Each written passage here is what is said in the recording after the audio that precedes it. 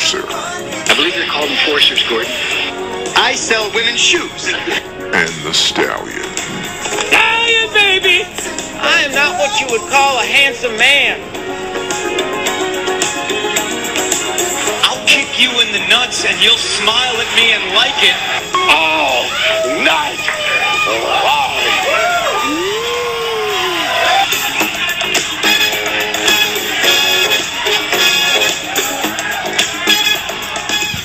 Welcome back to another edition of the All Night Long Wrestling Podcast. We are your host. He is the Stallion. I am the Enforcer. And we are on the cusp of the WWE SummerSlam weekend. How's that? Is that Summerfest. Summer, more like Summer Sham, am I right? Summer Scam. Summer Slam, right? Yeah. Yeah, we said that one. That's what it is, right? Yep. Is it getting your juices flowing, huh? You excited for that? Huh? Summer Slam? No. That is This is why we probably should have done a video one, because your deadpan disgust for everything living, breathing, ever lived, ever will breathe, never breathed, and anything. Anything with blood flowing and circulating. Okay. In whatever it is that blood circulates in different species. Fair to say you had a rough day. I mean, it's more than. Rough couple hours? Yeah. Rough couple of days? Couple of months? 34 years. 34 plus. years strong. Yeah. You know what else has been going on for 34 years? No, I got nothing. SummerSlam maybe? No. 30 years? SummerSlam was started in 1988. 88, so this is the 29th. 30th? 30th SummerSlam? Perhaps? 29th, maybe? I'm gonna have to see how that math works out. Yeah. Can you talk while I count? Get the abacus out. Carry the 1. 1988 to 2017. Damn it! I already. Stupid. Too many numbers. Too many numbers. It's been a lot of SummerSlams, let's put it that way. And, yeah. We have one on Sunday from our backyard of Brooklyn. Frankly, I'd like to go out and I would like to thank Vince, Kevin Dunn, and Triple H for the press passes that we got. I know it was tough. It was between us and ESPN, and after long, hard consideration, they decided that the All Night Long Wrestling Podcast should have gotten the nod, if you will. So we will be there live backstage the whole night. Do I have to pay $125 to get an autograph from Dean Ambrose again this year, or is that something that's not part of the press pass? That's not part of the press pass. Okay. If you want, you could meet Becky Lynch at Barnes and Noble's. Picture and autograph are only $170. Okay. So it's see if there's a Groupon for that. Maybe you can get her on a Groupon. Not her per se, but the event on a Groupon. Does she have a book that she's signing? No. So she's just appearing at a Barnes and Noble bookstore. Oh, I lied. Toys R Us. She's at Toys R Us. Toys R Us. I got an email from Ticketmaster letting me know of all the deals I could take advantage of in the area. I have yet to see one deal because it's ridiculous. $175. $175, but it come with a happy birthday message because tomorrow's my birthday. Actually, the day after is my birthday. I lied. So that's escape that one, right? Nobody wants a happy birthday from Dean Ambrose. No. Maybe Renee Young. I guess. Yeah, I don't know probably. what kind of relationship they have. So. Well, on top of WWE SummerSlam, we've got NXT Takeover Brooklyn 3 going on. And that's kind of it. I kind of expect there to be some more independent shows this weekend, considering they did that with WrestleMania when they had WrestleFest weekend. I'm calling everything Fest now. Fest, yeah. I think Ring of Honor has a show on Saturday, but that's from the UK. And then I don't know if there's other ones. I know Evolve, I think, had shows last weekend, so I don't know if they're doing shows again this weekend. I don't know about that. So, yeah, those are the only ones that I kind of know of off the top of my head. Obviously, Impact Wrestling has Destination X tomorrow night on TV. That I'm excited for. So, yeah, that should be... I keep thinking today's Thursday because there was podcast on the Thursday. Yeah. So that's pretty much the roundup. Okay. Well, I guess we could touch on Raw and SmackDown just very, very quickly to see the bullet points going into this weekend. What happened on Raw? We had more Enzo Amore, man. I'm really looking forward to the big show and big cast. How do you feel about that? Enzo annoys me. So I have, and Big Show is terrible, and Cass is not good.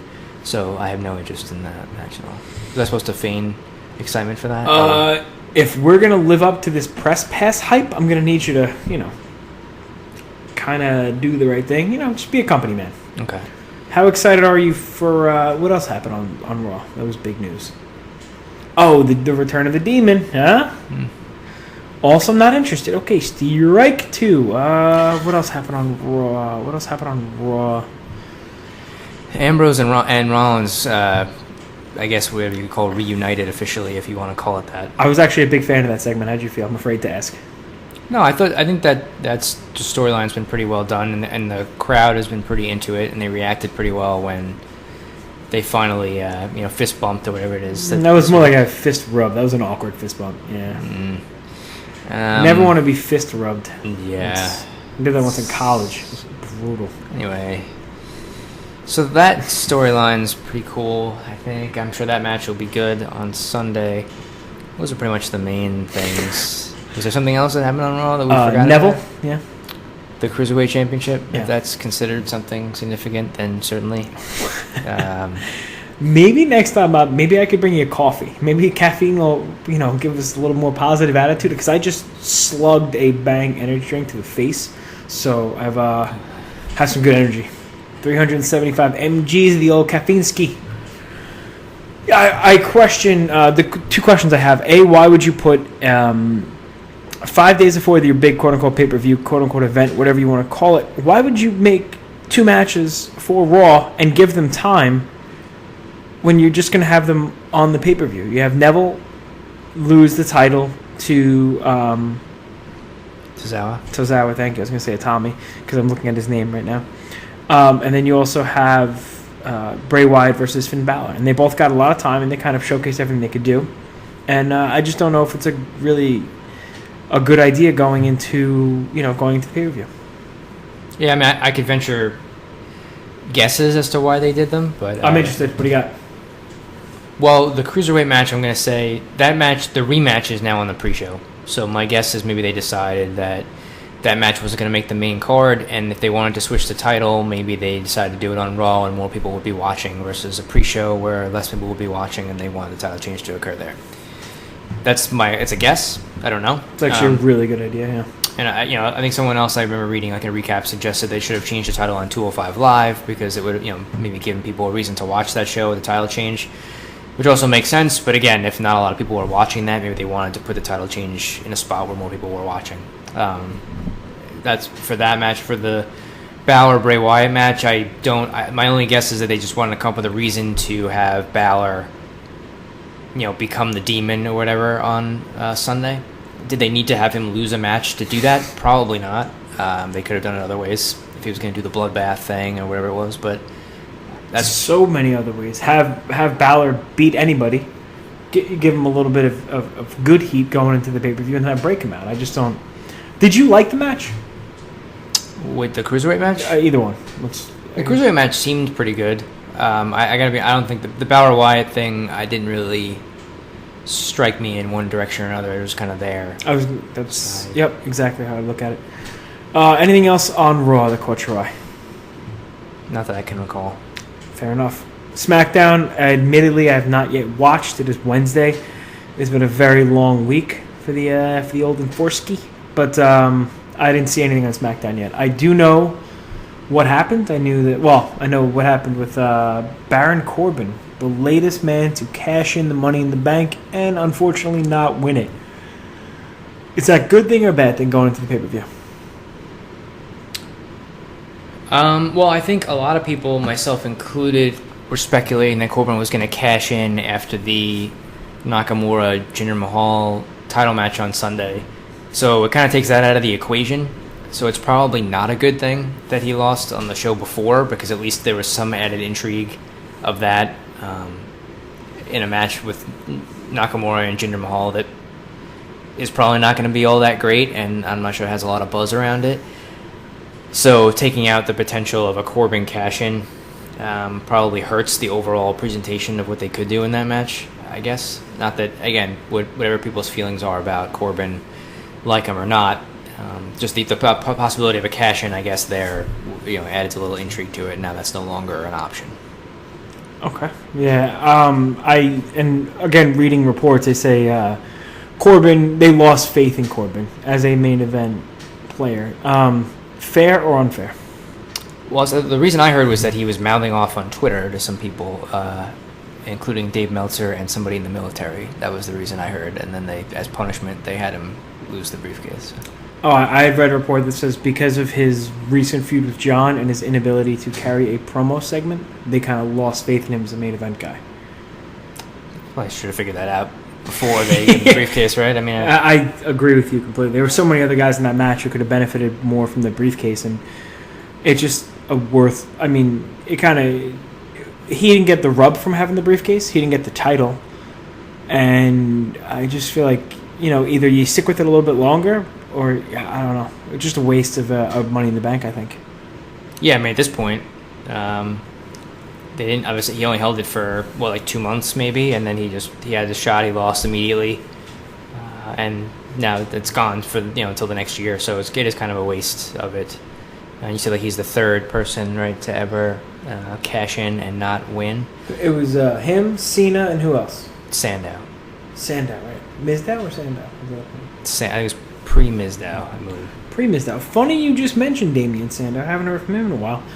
We would like to remind you that the All Night Long Wrestling Podcast is brought to you by the Damage 365 Radio Network.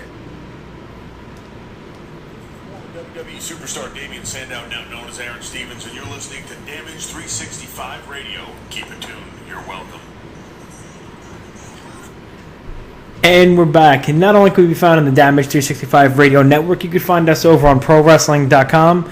On Twitter, on Instagram at All Night Long WP, and Facebook.com/All Night Long WP. Now, where were we? Talking about SmackDown. What else did we miss? Did I miss? Nothing?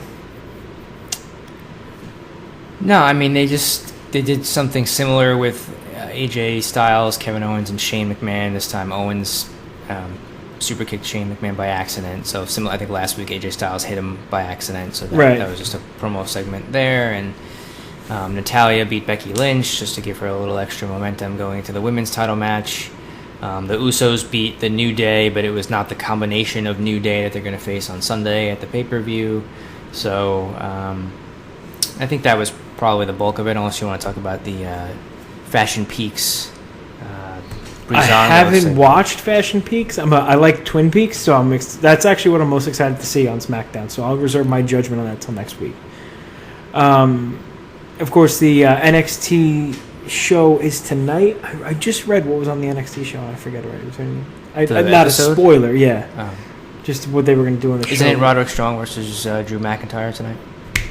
Yes, it is, sir. Yes, it is. That's what it was. So now I guess. So Roderick Strong versus Drew McIntyre, and if Roderick Strong beats Drew McIntyre, then he gets a shot at the NXT champion the week after NXT Takeover, right? Yeah. Okay, well, we might as well just hop... anything else to talk about on Raw SmackDown? No. Okay, fair enough. Let's hop right into the NXT Takeover. You know what we do? We need a drop for our predictions. Like an audio drop? Like a toilet bowl flushing? You know, buddy, I'm going to... Well, it's just a suggestion. That's a rough suggestion. If you have other ideas, we can workshop them offline. During our pre-show meetings. Maybe we should workshop those offline. All right. Let's talk about that. Yeah, let's work on that. So let's get to... right now, we have 5 matches announced for NXT TakeOver. We'll just go down in... a frog in the old enforcer's throat. Let's go down in order. The first opening match is Johnny Gargano versus Andrade Almas in a singles match. There's zero reason why Johnny Gargano should lose this match. I don't care who's coming to the ring with Almas. If it is Mrs. Austin Aries, Zelina Vega, I don't care. Johnny Gargano wins, and it'd be a travesty if he doesn't. I'm going to go with Almas. Come on, man. Why? Why is that Because who cares about Almas? He's the jobber to the stars on NXT. He won last week. He's got a little momentum going now with Zelina Vega. I think it's going to be a thing. That's going to be a thing? It's going to be a thing. No Oni Lorcan, no care. Okay, that's where I'm at. We are all Oni. instead of We're All One. I'm going to get that trending. Yeah. A little Danny Burch in that, too. Love me some Danny Burch and Oney Lorcan. It's a matchup of the guys who look and act just like Cesaro. It's a great team. Anyway, so you think Almas wins? Yeah. Okay. Next, Hideo Itami versus Aleister Black. I don't think Aleister Black is going to lose just yet. Although with Tommy, this is a tough one. I mean, I probably think I would say this is going to be the match of the night. I just don't know that Aleister Black is ready for a loss yet. So I'm going to say Aleister Black wins. Although the new heel side of Itami has me intrigued. Yes, I'll say Aleister Black wins as well. I don't think this is a spot for him to lose. And I think Itami, I can't really tell if they've kind of, I don't want to say given up on him, but I think the potential of him being like a main player in NXT is kind of passed. And he's now settled into a mid-card type role. They just turned him, but I don't think he'll be winning this. It'd be a shame if he did. So I'm going to say Aleister Black wins this match. Okay, that's going to lead us to the NXT Tag Team title with the Authors of Pain taking on Sanity. This is a tough one. I like the Authors of Pain and I do like Sanity, but this is the first time I can remember in a long time where the NXT Tag title is going to be defended, and I'm not super duper stoked for the match. You know, I mean, they've had such amazing tag teams in NXT. They had Gargano and Ciampa, they had the Revival, they had American Alpha. And now these four guys, they don't seem like they're going to put on that barn burner, show stealer match that, you know, the NXT universe is used to the tag team titles, you know, displaying. So I think you might see a win from Sanity here with some interference from good old EY, Eric Young.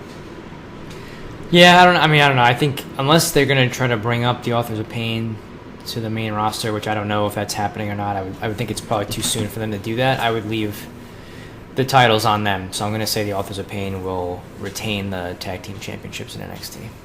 Okay. That's going to lead us to Asuka versus Ember Moon for the NXT Women's Championship. I don't love Ember Moon. I've said that before. However, I do think it's the time for Asuka to drop the title and probably show up at SummerSlam. So my money in this match is on Ember Moon.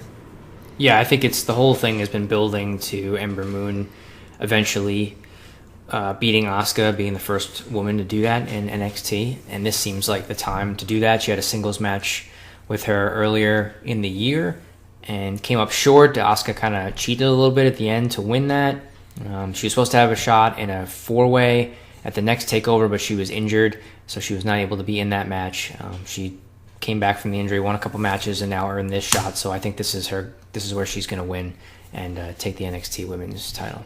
Okay, and the main event of the show is Bobby Roode versus Drew McIntyre for the NXT World Championship. Man, this is a tough one. I don't know really what their long-term plan is with Bobby Roode, if he's going to be a staple for NXT for, you know, months, even year to come, or if they're going to kind of hotshot him up to the main roster. But I feel like at this point he's probably going to be lost in the shuffle. So I think his ideal situation is staying in NXT for a little while longer. I like Drew McIntyre, and they've had a pretty decent build-up for this match. I just don't know if it's too early to put the title on him or not. So I'm going to say Bobby Roode keeps it. Yeah, that's kind of how I feel about it. I think they've just kind of started, a build with Roode and McIntyre, and they just transitioned away from Roode and Strong, and they really haven't transitioned away from it completely, I guess, for that matter. So I think that Strong is going to be involved in this in some capacity. I don't know if he'll interfere or something will happen. He still seems to be in the mix of what's going on here. So I think Roode will find a way to hang on to it, and maybe, I don't know if McIntyre or Roddy will be the next champion, but I think that Roode will keep it here for a little bit longer. I think maybe Roddy taking it from Roode in the NXT after is not out of the question. Can I throw something on the dartboard here and just see if it sticks? I think you might see Fish and O'Reilly interfere in the Aleister Black versus Hideo Itami match. I know there was some rumblings of the NXT doing a Ring of Honor-like stable.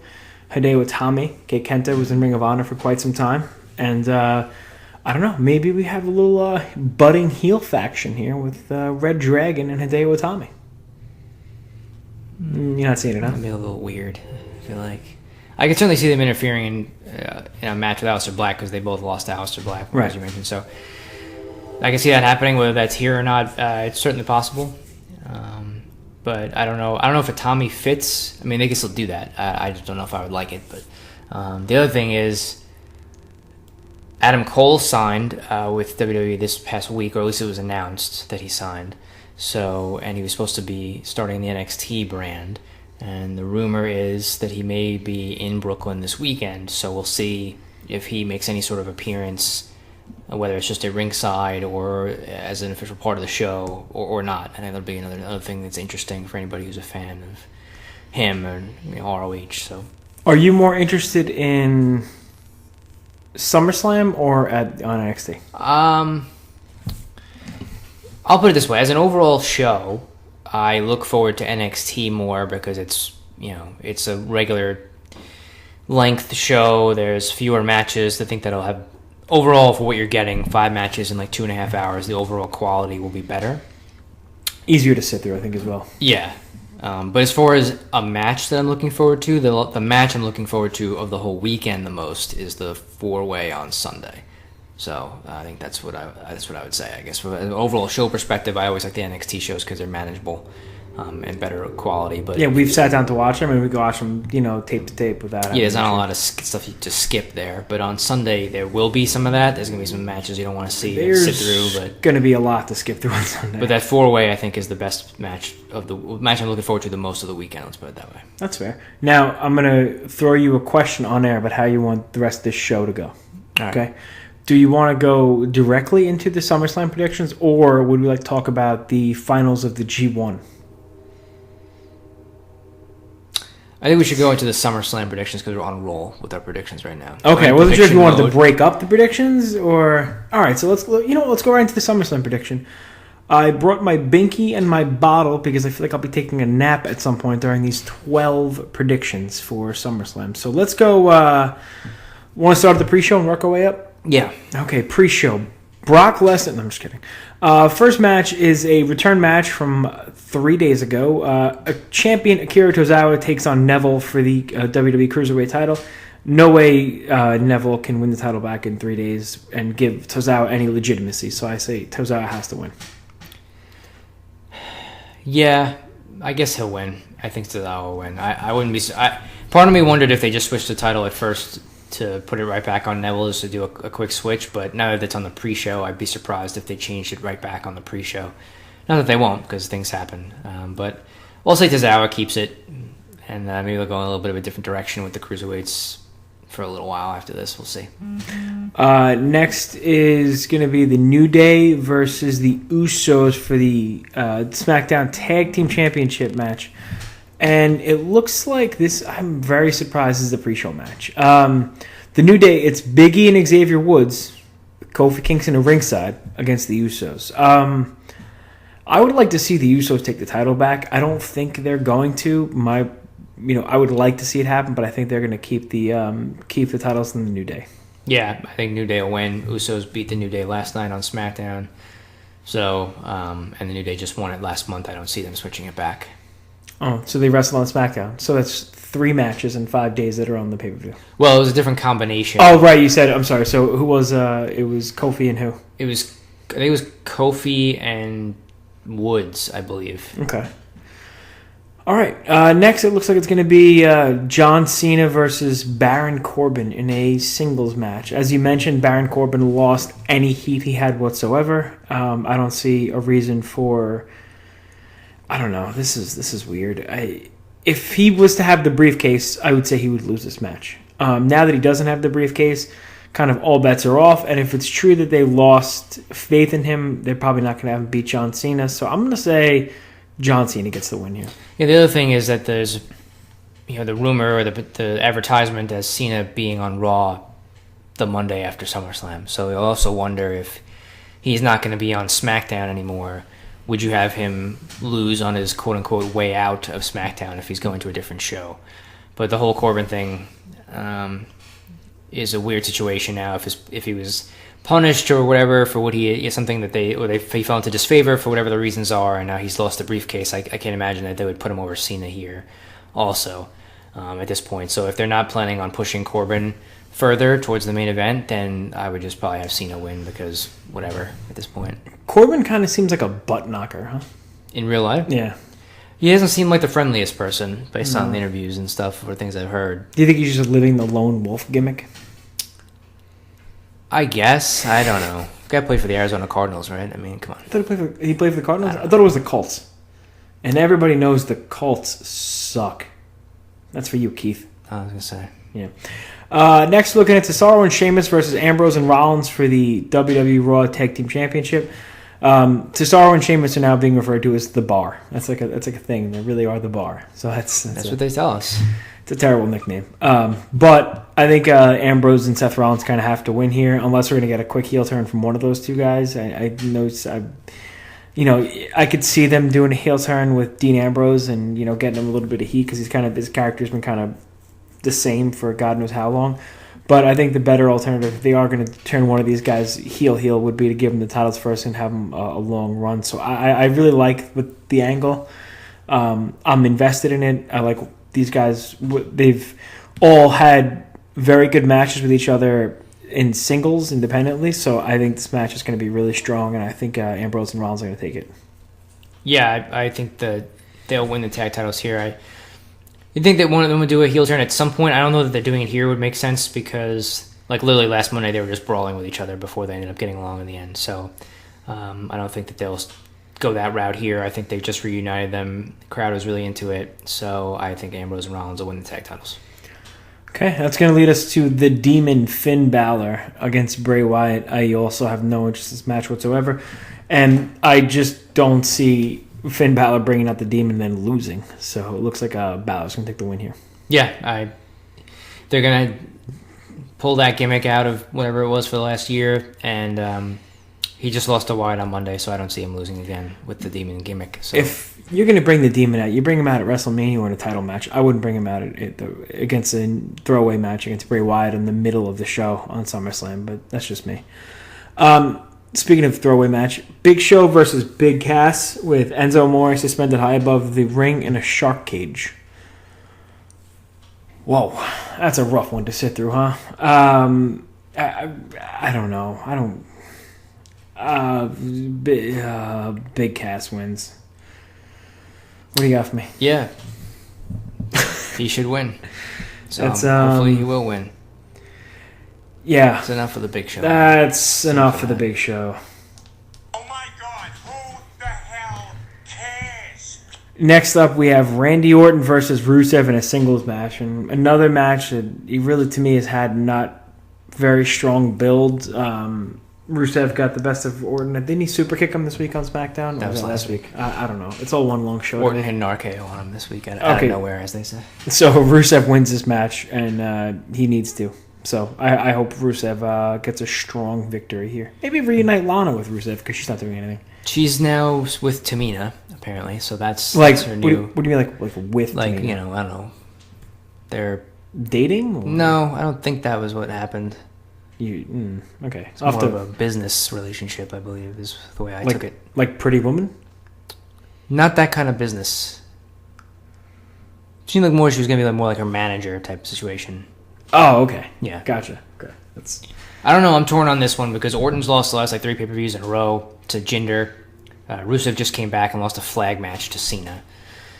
So I don't know what the worst thing is, what the thing is to do here, but I'm just going to say Orton wins. Okay. Why not? Fair He's enough. due. Let's see. That's going to give us the Naomi champion versus Natalya singles match for the WWE Women's Championship. I have no idea. This match, I would like to see Natalya win just because I feel like she has earned the title. She's been working consistently. She might not be the best on the mic. I'll be the first one to tell you that. But I'm a big fan of Natalya, and I don't know if Naomi's really done much with the championship. So I would like to see Natalya win. Naomi wins. They just made that stupid-looking belt for her with the glow and all that crap. So I don't see them changing it now. I think they're just going to... This is all building up to Carmella cashing in at some point on Naomi, I would say. Oh, yeah. I forgot. She's got the belt. The thing. Yeah, whatever. Speaking of women's championships, Alexa Bliss versus Sasha Banks. I think you're going to see Sasha Banks win the title, and then I think you can see Bayley turn on her, hit the Bayley to belly in front of 12,489 stunned Brooklynites. I don't know about that. It's I don't know. This is a tough one. I'm not sure who's going to win, to be honest with you. I really don't know. I'll say Banks wins, I guess. I think Bliss has had the title for a little while. She's done really well with it, but she's not, like, untouchable as the champion or anything like that. I could see Banks winning, so I'll just say Banks wins. Can I also mention something that pissed me off about Raw, even though we're like a little bit past it? No. Oh, yeah, I mean, go ahead, sure. No, I want to know now. Go ahead. You're gonna build Nia Jax up as this champ, like this savage animal heel, right? Doesn't she lose all of her heat by tapping out to 109-pound Sasha Banks in the middle of the ring? Yeah, I mean, she loses some heat, I guess, if she had a lot going in. I don't know. Well, I mean, it's fun watching Nia Jax wrestle because you're never sure if she's gonna kill somebody. So it's kind of like, let me go run in traffic. I might get hit by a car, I might not. Hey, man, people love car crashes. Speaking of car crashes, it's not. Watch NASCAR. That is true. I actually like the whole not making a right turn thing. I'm a big fan of that, just following it around in a circle. It's kind of like my life. Jinder Mahal. No, let's not go there. Let's go AJ Styles versus Kevin Owens for the United States title with Shane McMahon as a special guest referee. These guys have had, I can't tell you how many matches in a row now on pay-per-view. 3? Well, this is their third pay-per-view match. Yeah. They had the Money in the Bank was in between them, so it was 3 out of the last 4 pay-per-views, at least for SmackDown. I've been wildly underwhelmed with the matches these two guys have put on. I'm hoping this is maybe with Shane McMahon as a stipulation, will add a little more zest to the match. I'm hoping it's a little more interesting than the previous ones were, but I'm hoping AJ Styles keeps the title. Yeah, I'm going to say AJ will retain it somehow. I don't know if the long term here is Owens against Shane.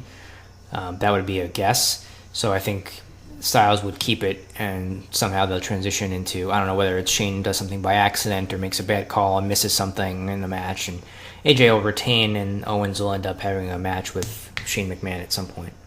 That's brutal. I hope that's not the case. Oh, it could be worse. It could be Shane versus Brock Lesnar. What do we have? Jinder Mahal versus Shinsuke Nakamura for the WWE Championship. I think Jinder has been overexposed on TV as a lot as of lately.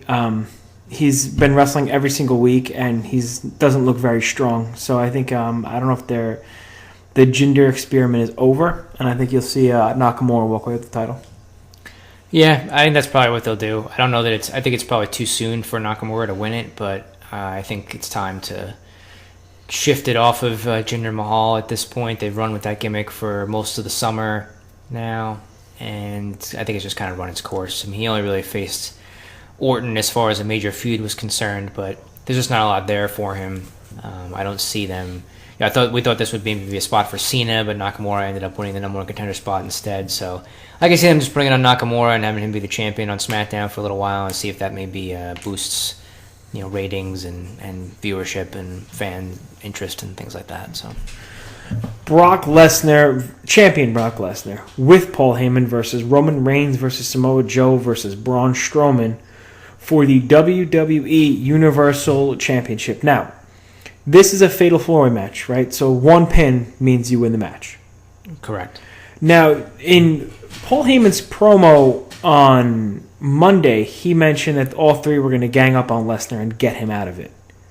I took that to mean it was going to be an elimination style, but I guess I could be mistaken. I don't believe it's elimination style. I assume they probably just meant take him out of the match so that they could then decide battle amongst themselves. Okay. Man, why don't you go ahead? Why don't you start this one off? I don't know. I'll just say Lesnar retains because I don't really have a feel. Like the original rumor was that they were putting this match on so that Reigns could get the title back and they would defend it on TV every week because they feel like Lesnar not being around makes it more difficult for the title. But Lesnar versus Reigns 1-on-1 was penciled in for WrestleMania next year. So I don't see that they maybe would have changed that. So I'll say that Brock will keep it. I don't think it's that if Braun winning it in the 4-way is probably not the way to go. I think when he wins it should be a bigger deal. Reigns winning it, I could see them doing it. I I wouldn't probably do it here. Just I don't know. I wouldn't really feel right about that. And then Joe, I think, would be great also, but he seems to be the least likely candidate at this stage. That doesn't mean he won't win, but so I think everyone seems to be thinking that Lesnar's gonna lose and go back to UFC, and because they said he's gonna leave WWE if he loses this match or loses the title in this match. So I think he'll end up retaining it in the end. I got a weird feeling Samoa Joe is going to walk away with the title. I think he's probably done the most for himself in the last couple of months in terms of getting himself over. The crowd's really gotten behind him as a tweener babyface kind of guy. The Paul Heyman Brock Lesnar stipulation, I feel like if you're going to put that stipulation out there, there's got to be a reason for it. Now, whether it means. Now, Heyman said they would leave Monday Night Raw, correct? No. Or did he say WWE? He said WWE. He said WWE? Okay. So, I don't know if Brock Lesnar plans on coming back at some point, but I think getting the title off him right now would be paramount because he's not on TV enough. I'm okay with once every other week, even once every 2 weeks, but, I can't tell you how long, the Intercontinental title was the most important thing on, Raw, and now it's not even on the show. But you should have, somebody should be the champion who's going to be able to be there a little more frequently. And I think Lesnar as champion has run its course. He's been champion since WrestleMania, right? Yep. WrestleMania was what, April? March? Yes, April, May, June, July, August. He's been champion for 5 months and defended it once against Samoa Joe. Yeah, I think he defended it against Samoa Joe at Great Balls of Fire. And now he's defending it at SummerSlam. Yeah. So. 2 title defenses in 5 months. This isn't 1991 Hulk Hogan. You need to be something better than that. So I think Samoa Joe as your champion, he can carry the belt. He could carry a match more importantly than anything else, and he's got the crowd behind him. So I'm taking Samoa Joe. All right. Are you excited for this show? I mean, it seems like a lot of filler to me. I mean, if I'm looking at this card, I'm looking at a 12-match, 4-hour show. Right off the top, I would trim Cena, Corbin, Balor, Wyatt, Big Show, Cass, Orton, Rusev, and make it a normal 3-hour show. Well, all right. So it's 10 matches on the main card, and it starts at 7, so it'll probably be close to 4 hours in for 10 matches. So, I mean, I don't know. I think Big Show and Big Cass shouldn't be on the pay-per-view. Like that's not required here. The other things. Like you have to get your stars on here, right? So Cena needs a match, Orton needs a match. I'm sure they wanted to do something with Balor, obviously, because he's missed several other shows for Raw that he didn't make the cut on that. So I think, I would probably just jettison the Big Show and Cass match, and I can leave the rest. Do you need both women's titles defended? Probably not. Do you need both tag titles defended? Probably not. The IC title isn't even on the show, so you probably could have just picked out the ones that. Would have been better. I always prefer the 3-hour shows, of course. I don't like shows that go longer than that, but I don't like shows that go longer than 2 hours.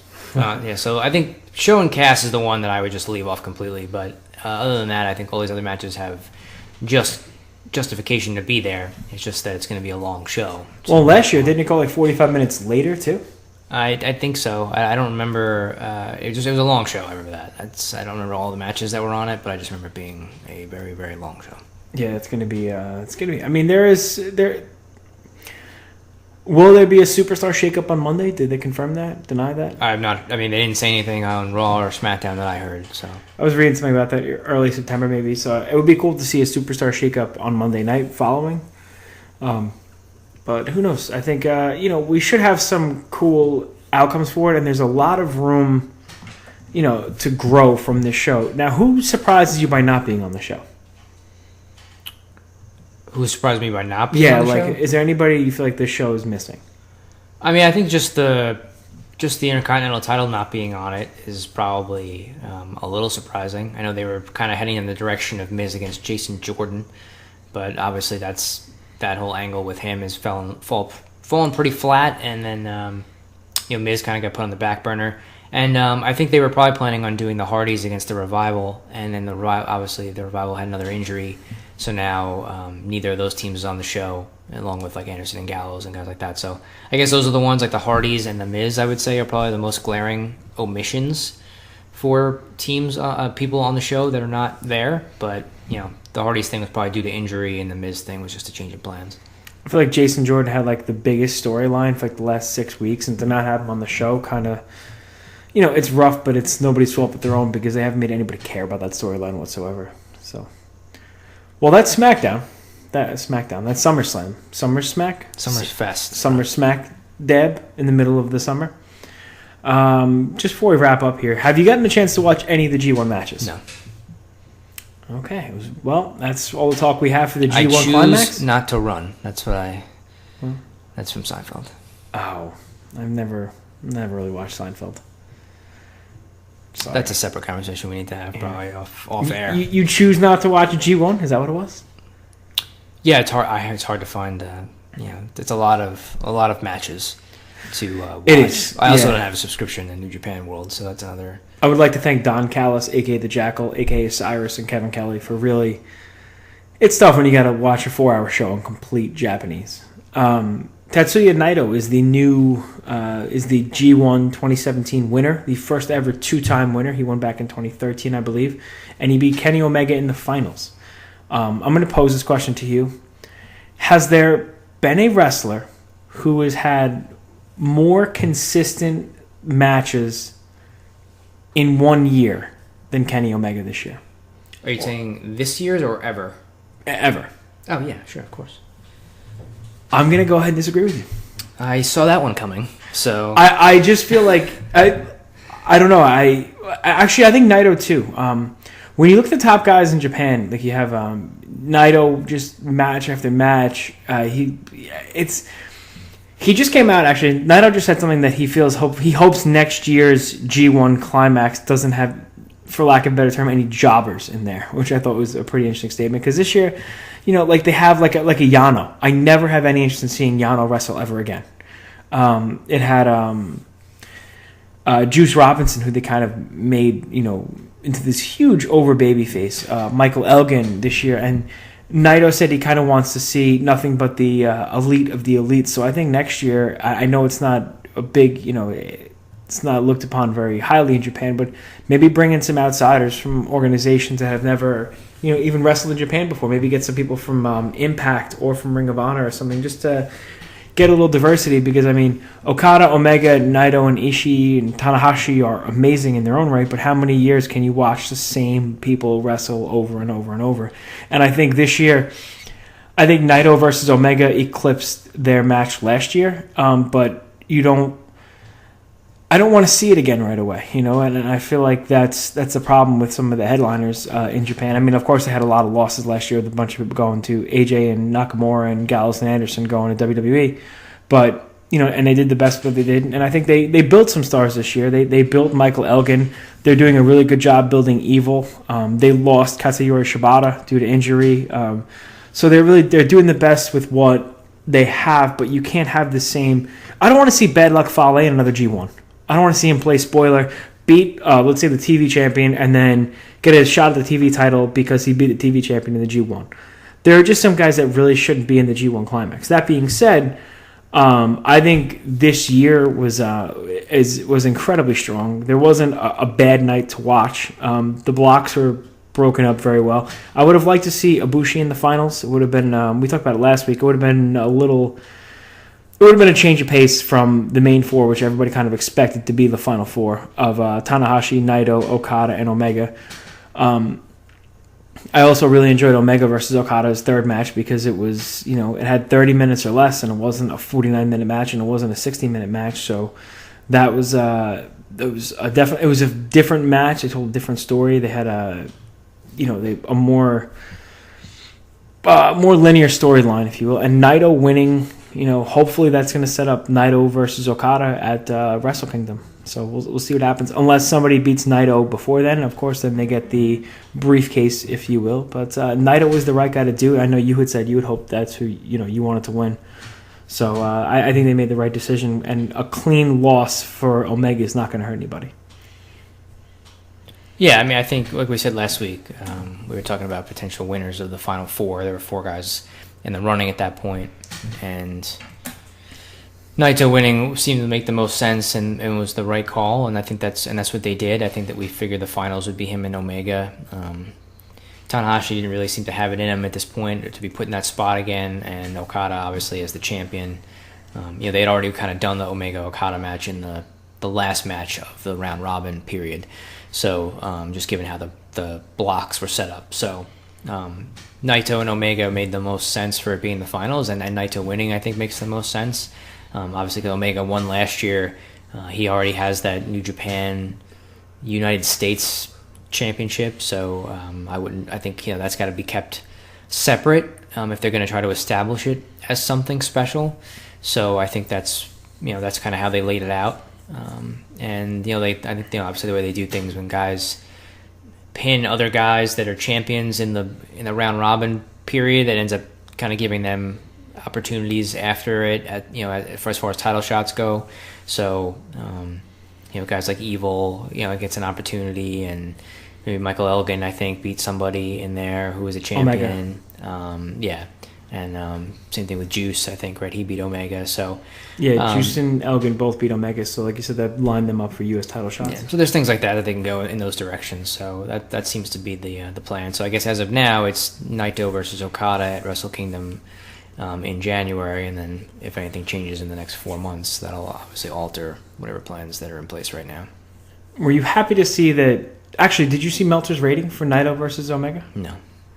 I wanted to see if he went 8 stars. I wasn't. I don't think he did, but I want to see if he continued to mark for himself over and above. I think the final Omega versus Naito match was better than the Omega versus Okada 3. I think that was and there were 2 even blown spots in that match, and blown spots, if you will, but they pulled it off. I think Naito went to pile drive Omega through a table, and he kind of missed the table. And he just drilled him on the corner of the table. He cracked his head, and Omega and Naito were on the top rope, and Omega slipped and wound up DDTing Naito on the top of the turnbuckle. It was really just a very strong match. And also on the card, the Young Bucks actually lost their tag team, the IWGP Junior Heavyweight Tag Team titles, to Ricochet and Taguchi in a good match. When Taguchi stops doing the ass bump, he's a really good worker. But when he does the ass bump, I don't need that. I don't need any ass from Taguchi. So Ricochet, however, big fan of him. So I guess maybe Meltzer's ratings aren't out for that. Yeah. The newsletter usually comes out on Wednesday, so it probably just came out today. I haven't subscribed to it in a little while, so I don't know. I don't have access to go in and take a look. I'm sure it'll come out in the next day or two or something like that, as far as what he rated the matches from last weekend, because they would be in this week's newsletter, I believe. Oh yeah, from last week. Stone Cold Steve Austin made a comment, and want to hear your thoughts. He said, if Omega's going to go to the WWE, the time is now, because he's 30, I think 33, 34 years old. But his style, if he keeps wrestling his style at the rate he's going, he's not going to be able to do it for that much longer. And he says his time is now, because he can, quote-unquote, go in there and work circles around the WWE guys, and he wants to slow it down, but he doesn't want to keep working the style. He doesn't want Omega to keep working the style he's doing and take ring years off of his life. I think he actually called them dog years. So is that a statement that you'd agree with? If he's going to do it, he should do it, sooner rather than later?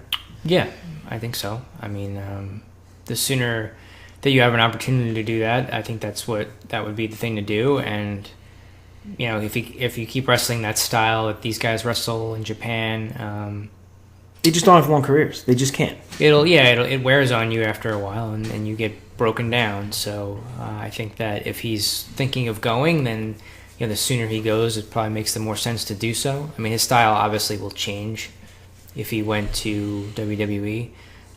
So that might extend his career out a little bit. Obviously, he'd be working more dates, but traveling more probably.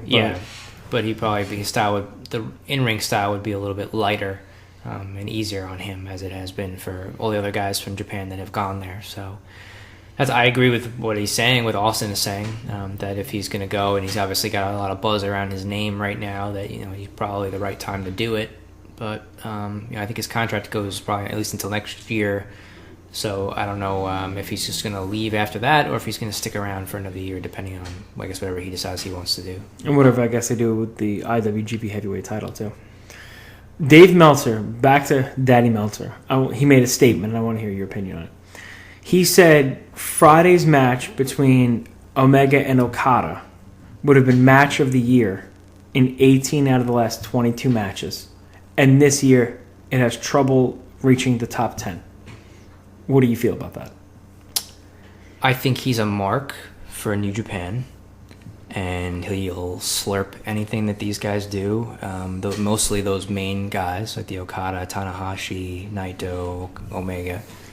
And that's his preference. That's his right. I say that all the time, right? Because there's all this, not controversy, or there's these back and forth on Twitter and out there with people who are, people who are fans of New Japan, love everything New Japan, and then other people kind of get on their case for it, and then they get defensive about it. And the reality of the situation is, and I've said this in other conversations I've had with other wrestling fans, it's you can be a fan of whatever you like, right? Like you can have preferences. If Dave Meltzer is a fan of New Japan and he likes the style and he likes the wrestlers there, that's perfectly fine. Like you're allowed to do that. But then when people question you about it and say, well, you just like New Japan better, and then he argues back, there's no reason to get defensive about it. He does like New Japan better. That's his preference. Like, so It's okay for you to say that if you want to say that these guys are great or that's your favorite. That's fine.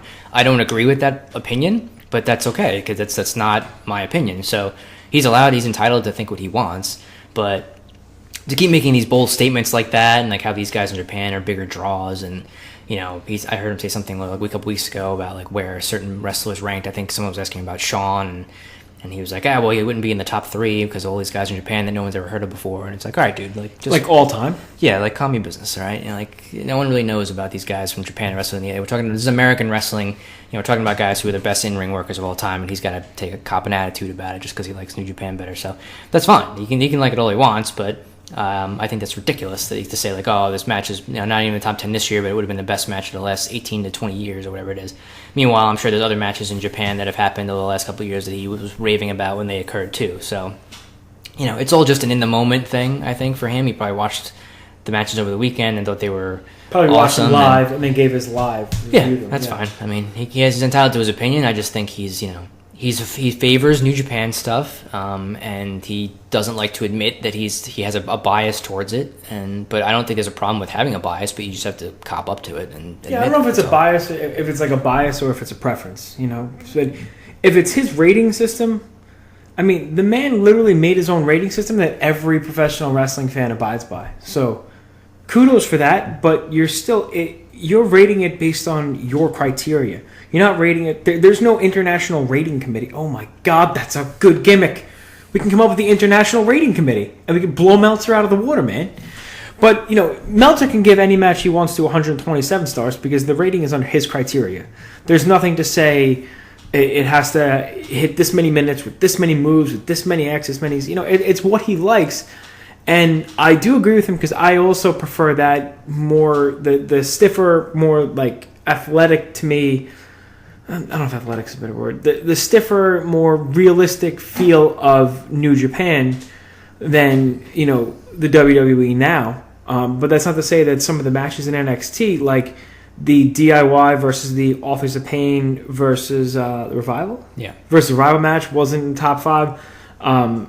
Me match of the year right now, and I would have Omega versus Naito, but number 2 I would have Dunn versus Tyler Bate because I think that's one of the best matches of the year too. To be fair, there aren't many WWE matches I would put in that category, but at the same time, it's like it's almost apples to oranges, and you could rate whatever you want to rate, but since there is no criteria, you can't knock somebody else's opinion. You could say, "Oh, you're such a mark for New Japan," and he could just say, honestly, I prefer the New Japan product, to the WWE product right now. I prefer that style, so I tend to rate those matches higher.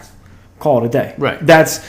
See that I do prefer, like I said, I do prefer the New Japan stuff. But when there's a great WWE match, there's no reason for him to doo on the good WWE matches just because it's not the style that he prefers. You still have to give credit where credit is due, and I think you have to be a little more, you don't have to be a little more unbiased. You have to be a little more respectful, I guess, to everything else going on out there, because nobody's really talking. To be fair, everybody's talking about New Japan and WWE. Nobody's really talking about Impact. Nobody's really talking about Ring of Honor, and they're having some really good matches. The last Impact pay-per-view, Slammiversary, right? Yeah. That was a really strong pay-per-view that didn't get any love whatsoever. And we thought the matches top to bottom were really good.